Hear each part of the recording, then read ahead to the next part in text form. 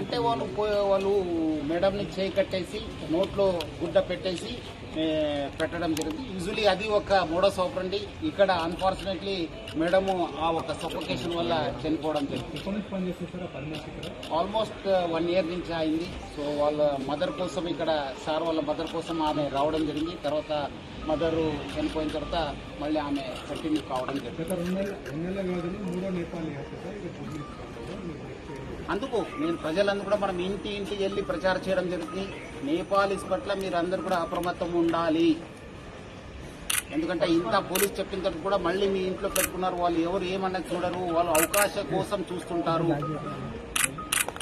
So అందుకు ఇక్కడ ఒకటే కాదు, బెంగళూరులో అయింది, బాంబేలో అయినావు, పూణేలో అయినావు.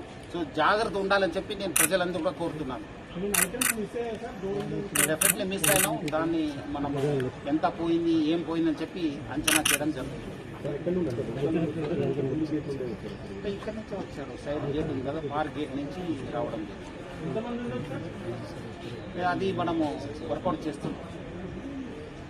కొన్ని వివరాలను బయట పెట్టలేము, కొంత ఇన్వెస్టిగేషన్ కోసము మనం చేస్తున్నాం. డెఫినెట్లీ మీకు అప్డేట్ ఇస్తాను. చెప్తాను, మళ్ళీ చెప్తాను మీకు ఈవినింగ్ దాకా. మళ్ళీ రిపోర్ట్. ఓకే.